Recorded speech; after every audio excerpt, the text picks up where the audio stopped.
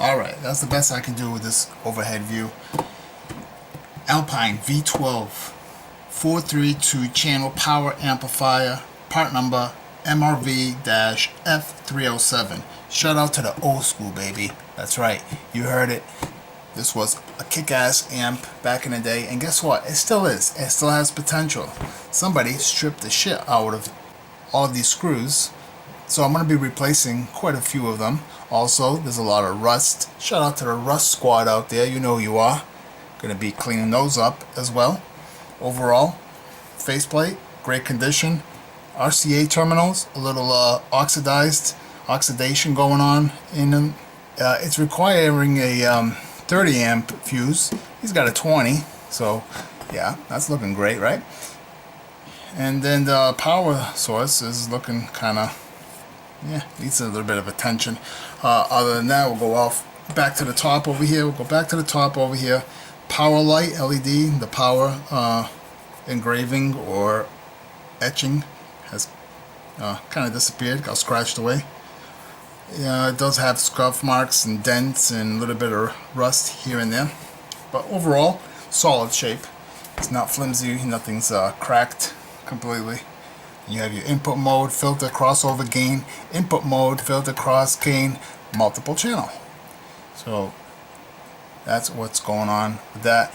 And if you can see inside here, there is tons of dust. So I'm sure that this amplifier inside is filthy as you know what. Now, before we take it apart, you can see by the bottom plate it is quite rusty, but overall solid. Stickers there with the serial number, so not bad. Okay, so since I got all of that out of the way, why don't we dive into it and see what's going on inside this unit. Screwdriver. Also, what are we going to do? Everyone knows by now. We're working on that one.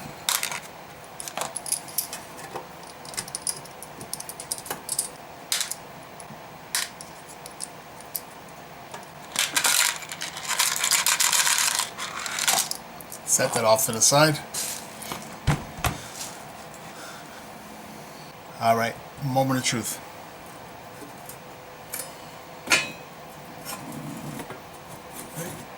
Okay.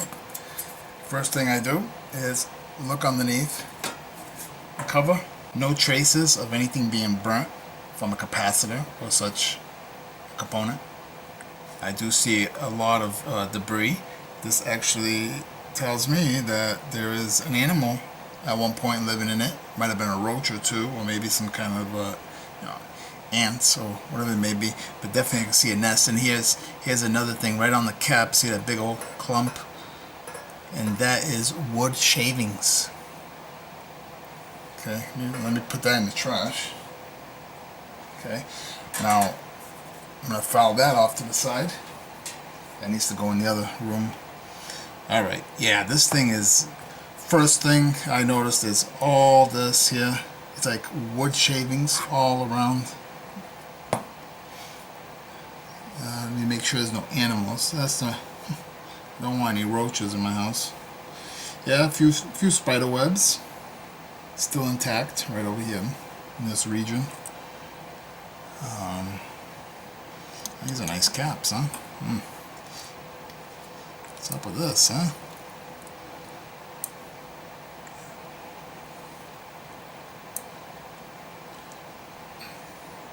If you guys see anything out of the norm, you guys tell me.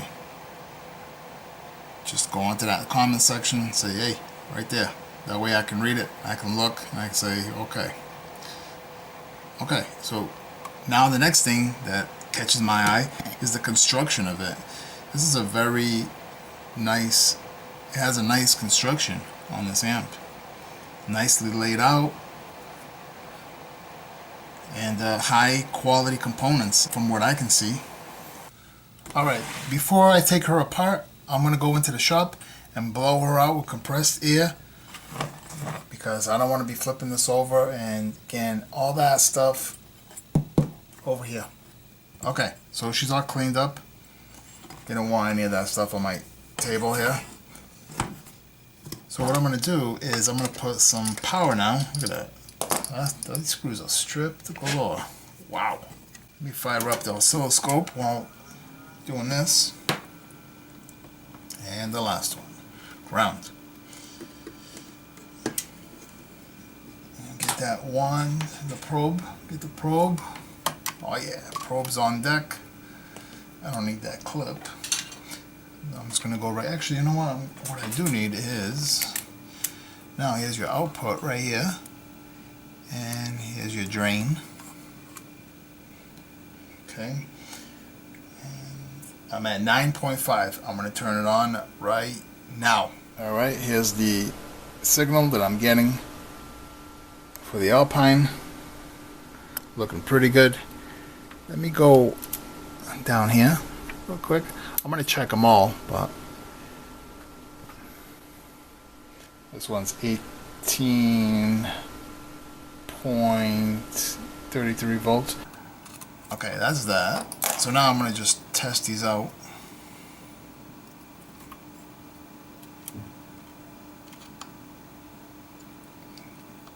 Very nice. Source, drain, gate.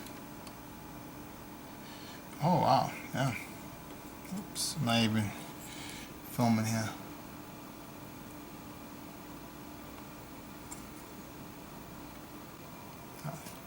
Simple fix this on this one. All it was a fuse. That's all I replaced. It was working. I ended up grabbing this at a yard sale. Shout out to the yard sales, by the way.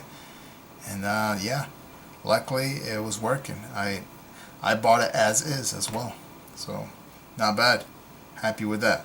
But let's keep our fingers crossed there's no further issues that come along. Meanwhile, gotta keep cleaning her. Get that fresh Dow Corning thermal paste. Put her all back together. And we're gonna put her to the testing. Stress test, that is. So let's do this.